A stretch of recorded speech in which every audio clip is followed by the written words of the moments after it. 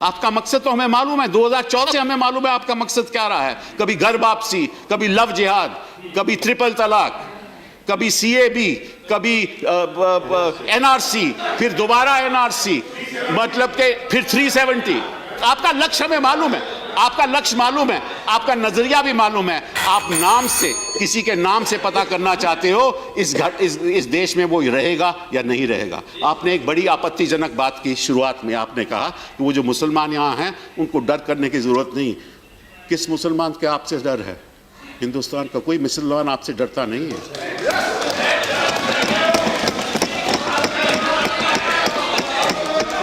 ना मैं डरता हूं, ना मैं डरता हूं, जहां इस देश के नागरिक डरते हैं, ना कोई मुसलमान डरता है। ये कह रहे थे कपिल सिब्बल साहब कि आपसे कोई नहीं डरता मुसलमान। मैं तो नहीं चाहता डरे। आपके ही लोग कहते हैं डर है, डर है, डर है। मैं कभी नहीं कहता कि डरो, डरना भी नहीं चाहिए। इस देश के गृह मंत्री पर सबका भरोसा ना होना चाहिए। और मैं कहता हूं माइनॉरिटी को जरा भी चिंता मत करो।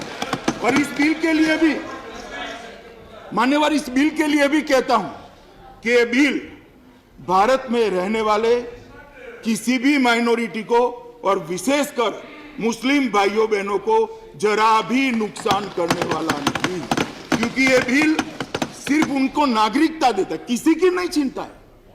किसी की नागरिकता छीनने का सवाल ही नहीं है इस बिल से। इसके कोई प्रोविजन में से निकालकर मुझे बता दे जरा। किसी की नागरिकता नहीं छीनने जा रहे हम जो वहां से बेचारे वो शरणार्थी आए हैं उनको दे रहे हैं। इसमें भला भारत के मुसलमानों को क्या आपत्ति होगी? क्यों भेद खड़ा कर रहे हो? भारत के मुसलमानों को भारत ने सम्मान दिया है।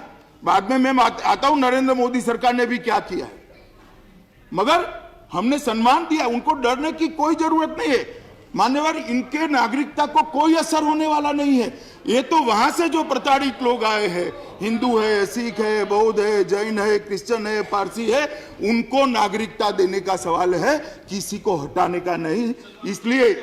इसलिए मेहरबानी कर पॉलिटिक्स करिए, परंतु पॉलिटिक्स कर देश में भेद खड़ा नहीं करना चाहिए। मैं आज मन से आपको अपील करना चाहता हूं कि बड़े संवेदनशील मामले होते हैं और ये जो आग लगती है वो अपने ही घर को जलाती है।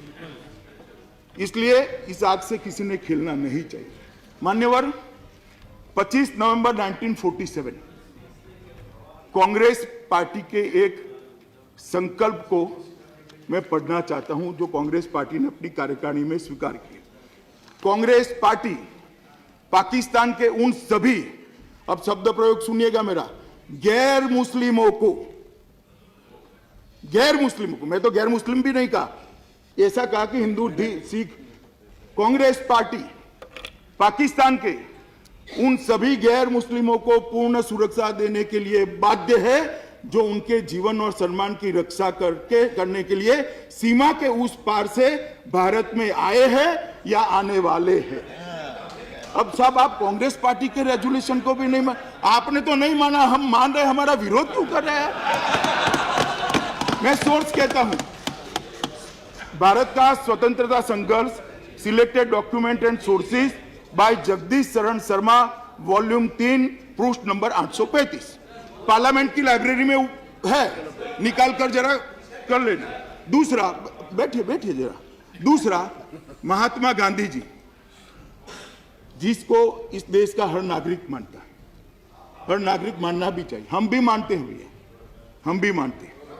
उन्होंने कहा था 26 सितंबर 1947 में एक प्रार्थना सभा में माइक में खुलेआम यह घोषणा की, पाकिस्तान में रह रहे हिंदू और सिख, सिर्फ हिंदू और सिख, दिग्विजय सिंह जी, सिर्फ हिंदू और सिख, यदि वे वहां नहीं रहना चाहते, वो निसंदेह भारत आए। भारत सरकार का दायित्व है उनको स्वीकार करना। इस मामले में न सिर्फ स्वीकार करना, उनको रोजगार देना, मताधिकार देना, उनके जीवन को सुखकर बनाना, ये भारत सरकार का प्रथम कर्तव्य है।